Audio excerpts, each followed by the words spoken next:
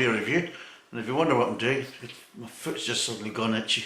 God, perfect timing. Anyway, we're back here for another beer review.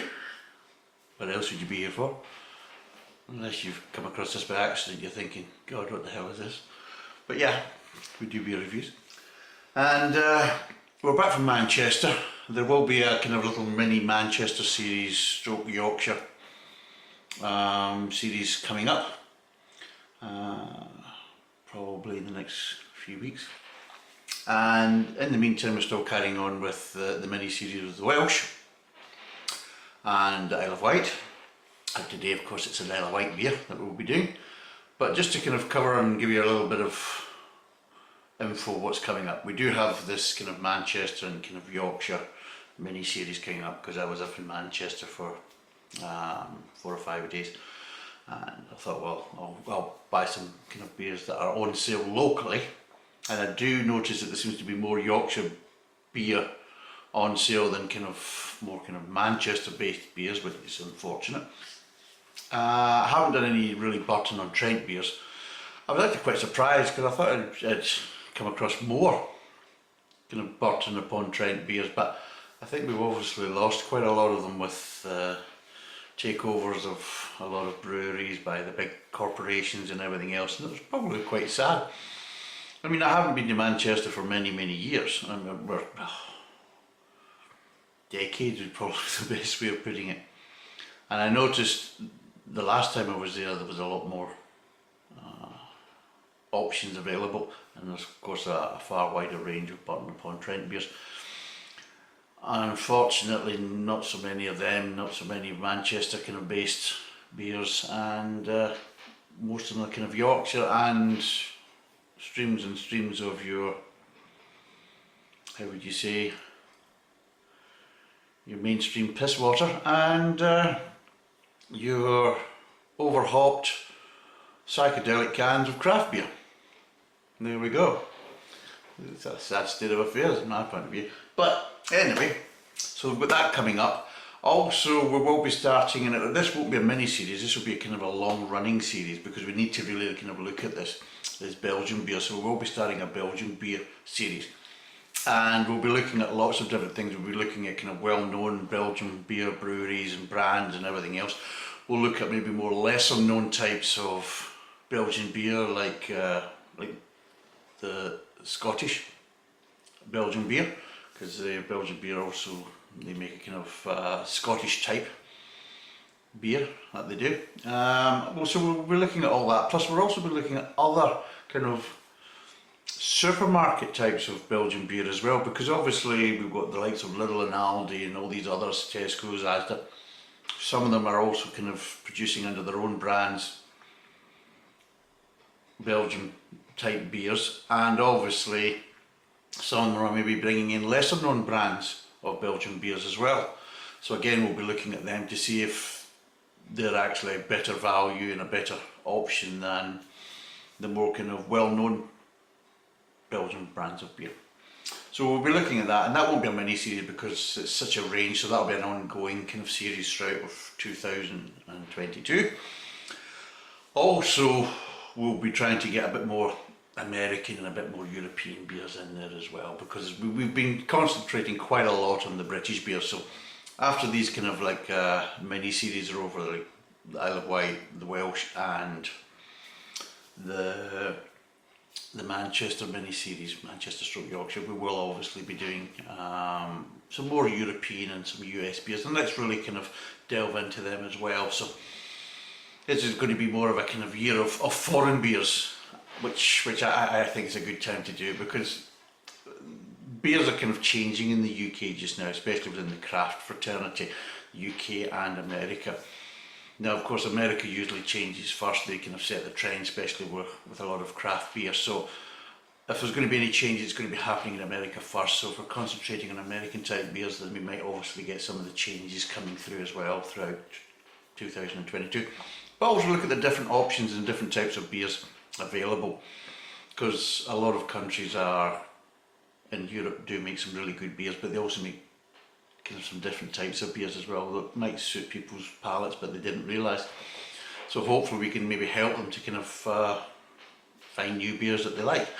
So that's another reason we're going to do this, and I'm kind of waffling on and it's just getting longer and longer, this video. So let's basically look at what we're going to do today.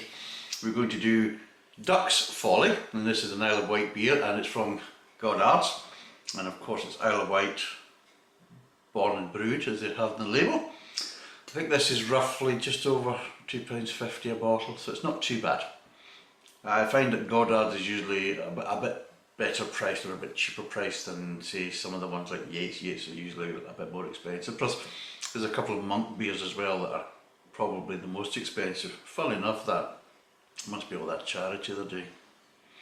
Anyway, this is roughly, I think it's roughly £2.60 or just over £2.60, but it's over £2.50 a bottle. It is below £3. It's 5.2%, it's a 500ml. It's supposed to be an amber, intense, hoppy and full. It's got a bit of spill in the back. It says intense amber colour, traditionally brewed English ale, hopped with Fuggles and Goldings, full and round, rather like Anthony Goddard. The name, Anthony was the Lloyd's insurance underwriter and was financially stuffed in the 1990s. It's an anagram and we'll leave you to work it out.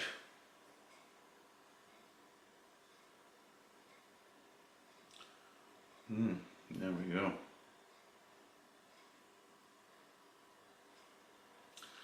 Yes, so, and again, Goddards, Ducks and Folly and food.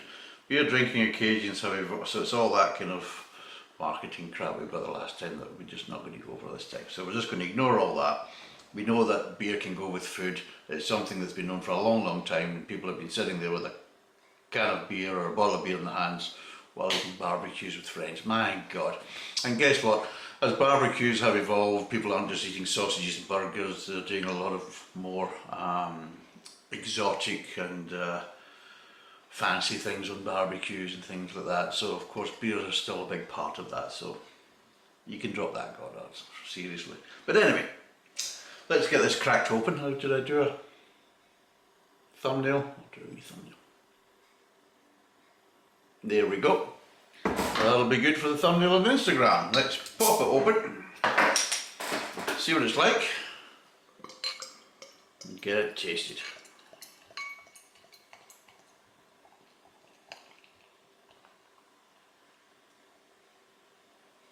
Ooh, put that one well, didn't I?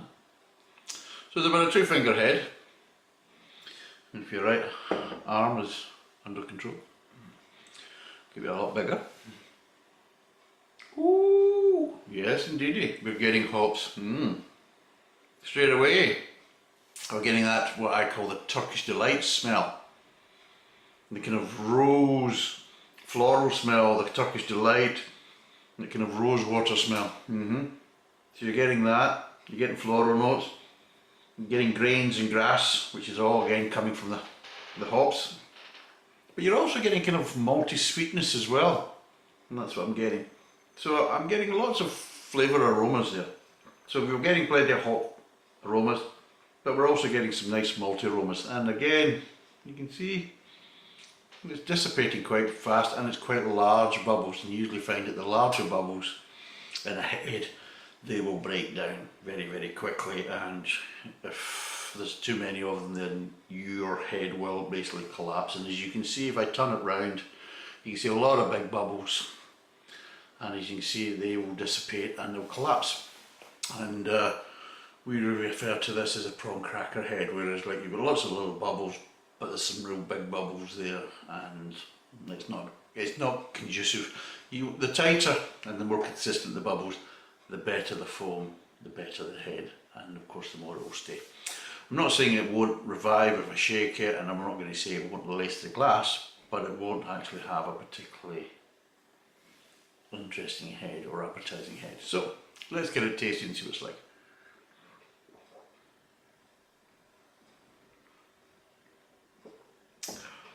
Yeah, oh yes.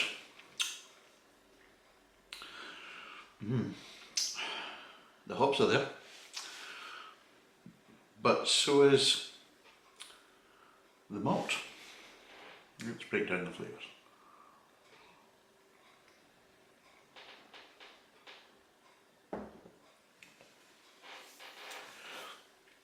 Again, with a very traditional kind of English beer, especially of the south.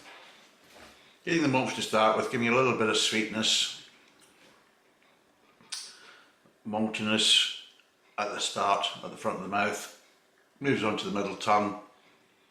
The maltiness slightly dies down a bit, the sweetness is still there, then the hops start coming through, you start getting a lot of florally kind of hop flavours, kind of that kind of rosiness, kind of floweriness in the mid tongue. It builds up and gets more intense as it starts to move from the mid tongue to the kind of aftertaste in the back of the mouth.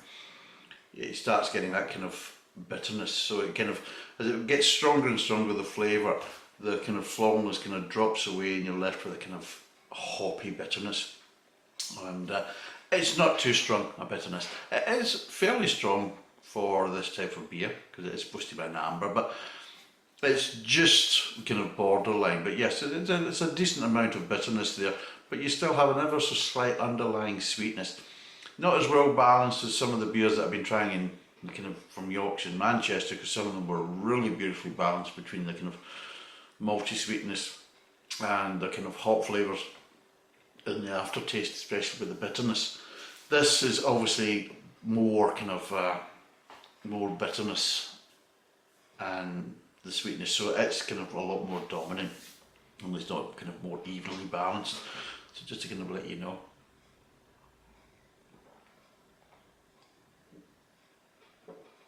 It's got a nice mouthfeel. I would say it's sessionable because it actually is quite easy to drink, especially as your mouth becomes acclimatised, because your first couple of sips, yeah, your mouth will need to be acclimatised to the kind of hoppiness and especially the bitterness and the aftertaste. After a couple of sips, you know, as you can see, I'm about a quarter of the way down the glass, and yeah, it's now giving you more of a kind of a settled flavouring, and I think that's some of the situation as well. You see some of these reviewers will take a couple of sips and then they'll give you their opinion, whereas you've got to drink a little bit more of this. People ask me, well, why do I drink so fast? Well, I'm not really drinking so fast, I'm actually getting enough of it to help to acclimatise my mouth, because the better or the quicker I can acclimatise the mouth, the more honest I can give you the review, because the first couple of sips the beer will change. You know, as I'm halfway down the glass, it will give me different flavour profiles than it will be for the first couple of sips, just because the mouth has acclimatised, so certain flavours are not so strong, and sometimes you start to get that more of a balance to the beer. Sometimes you feel it might be slightly imbalanced to start with, but then as you start drinking more of it and you become more acclimatised, you start realising it does tend to kind of balance itself out a bit. In good beers. In bad beers it doesn't, and of course the kind of how would you say, the imbalance just always continues. But this, as you can see, I'm telling you now, it's actually starting to kind of balance out. So I'm going to, as you can see, it's lacing the glass, it's reacting to a little bit of agitation. That's a lovely word, isn't it?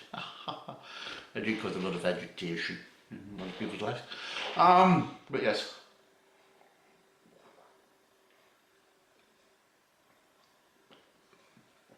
Yeah, nice beer, and it is balancing out as the mouth has got acclimatised.